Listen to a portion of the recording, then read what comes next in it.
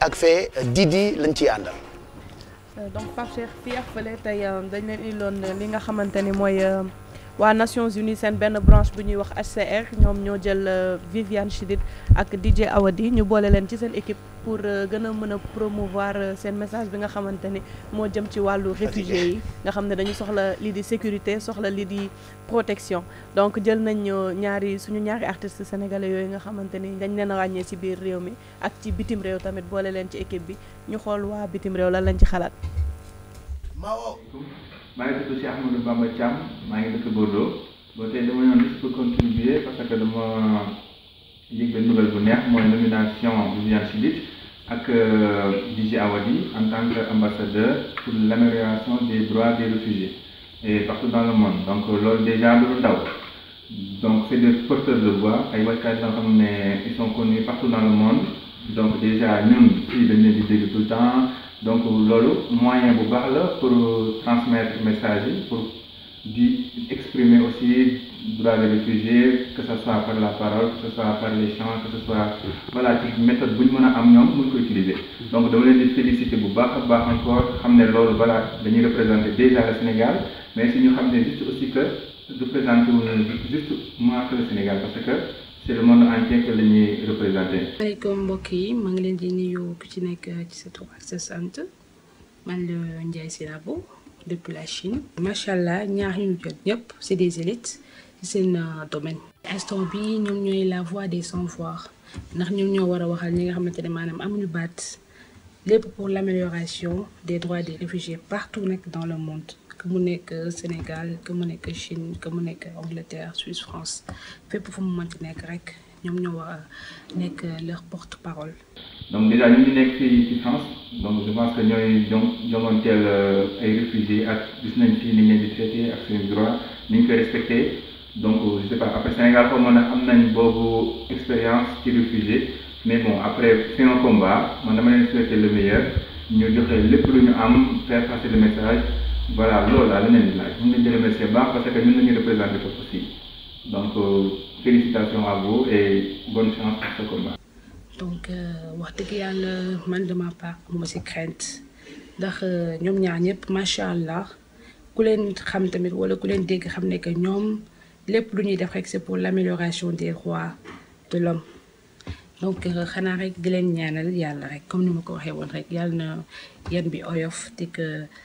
lépp lu ci mbëbët rek incha allah suñu borom subhanahu wa taala def que mu ontu. voilà à chaque fois actualité am dañuy permettre yenn sénégalais yu nekk bitim réew ñu filmer seen bopp joxe seen xalaat ci actualité bi envoyé ñu ko ñun tamit ñu partager vidéo yi donc ñoom ñu ngi doon joxe seen xalaat ci tabb gi ñu tabb Viviane Chidid ak DJ Awadi ambassadeur auprès des Nations Unies pour les réfugiés bërki démb waxtaan nañ ci ak Viviane Awadi que nous félicitons aussi waaye ñoom ñaar ñëpp dugguleet ñu tabb leen fal leen dara dugguleet itam ñu am artiste fii ci Sénégal def ko ambassadeur ci ONG wala organisme yu mag Youssou Ndour dégg na ko ba tàyyi Kumba Gawlo dégg na ko ba tàyyi Thione Seck dégg na ko ba tàyyi Baba Maal tubaarkàlla dégg na ko ba tàyyi man mii laaw la cat déggaguma ko waaye ñoom ñu ngi leen di féliciter Viviane ak DJ Awadi di donc pas cher Viviane ak DJ Awadi yàlla nañ ko dégg nag du yàgg dara di nga ko dégg incha allah donc Viviane ak DJ Awadi HCR moo leen boole ci seen biir def leen ay ambassadeur foofu noonu pour réfugiés yi donc Pape HCR bopp mooy au commissariat des réfugiés ñoom ñoo fi nekk di liggéeyal lu jëm ci wàllu réfugié depuis que HCR donc réfugiés yi dama bëgg Pape ñu xam ne que ñoom duñu problème ce sont juste des gens comme nous qui ont besoin d'aide de protection ay daw làqu lañ ñoo xamante ni peut-être seen ay dëkk dafa jot a am ay crise wala mu jot a am violence wala ay guerre ñu daw di sàkku ji refuge ci yeneen dëkk yi nga xamante ni moo leen gën a jege wala dëkk yi nga xamante ni tey dinañ leen accepter donc 2015 nag la waa HCR décidé jël Afrique boole ko ci seen biir di commencé di fa wut ay ambassadeurs donc c'est depuis quelques années mais ren defe naa ne ci la ñu fësal bi nga xamante ni mooy Viviane ak DJ Awadi li ñuy xaar ci ñoom nag mooy li nga xamante ni tey ñu promouvoir message boobu noonu que les réfugiés yi ils ont besoin d'aide de protection et de sécurité surtout donc li nga xamante ni Nations Unies la mooy souvent pays yi ci bokk dañuy cotiser joxe benn somme wala benn montant pour boole seen réew ci problème yi nga xamante ni mën na fa am te waa Nations Unies ñoo koy war a lijjanti. Donc cotisation boobu nag dafa wàññeeku vu que première puissance mondiale bi di les États-Unis d'Amérique dañu wàññi seen loxo depuis bi Trump ñëwee. Donc waa HCR li ñu doon ut comme budget pour réfugiés yi 40% donc lañ ci jot a am. Donc yeneen 60% yi nag la ñuy jéem a combler moo tax tey ñuy jël ay porteurs de voix yu mel ni Viviane Chidid ak DJ Awadi pour ñu dugg peut-être engagé wu wax ba nga xamante ne tey lii di secteur privé bi dinañ ci jot. te buñ ci jotee ñoom tamit dinañ mën a def seen wàll ñoom muy ay business wala muy ay nit de bonne volonté ñoo xamante ni tey mën nañ ci jàpp ñu jàpp si ba nga xamante ni dinañu dem au moins ñu jege 100% bi ba nga xamante ni problème bu réfugié mën a am muy ci Sénégal muy ci bitim réew même bu dee ay réfugié sénégalais la wala yeneen dinañ ci mën a jàpp dinañ ko mën a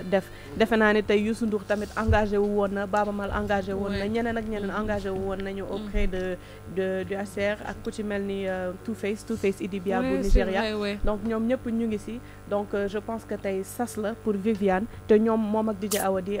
dañu am influence tey ci réew mi am influence ci li nga xamante ni mooy public bi leen topp am influence aussi ci secteur privé bi moo tax ñu engagé leen ba pare jox leen responsabilité boobu donc participer ci nag soit wax ci la wala def ci te defe naa ñoom dinañ ci wax te buñ ci waxee yaakaar naa ni ñeneen ñi tamit dinañ ci def te dinañ am résultat bu ñu bëgg incha allah donc di leen encourager di leen féliciter aussi ci lépp li ñuy def ak lépp liñ ciy waaj a def ci wàllum engagement pour jëmale loolu li nga xamante ni mooy problème réfugié yi kanam wala solution yi kanam plutôt pas problème yi merci Pape Cheikh. di des na tuuti mu demander les affaires de la cité wala waaye yàlla baax na amul benn problème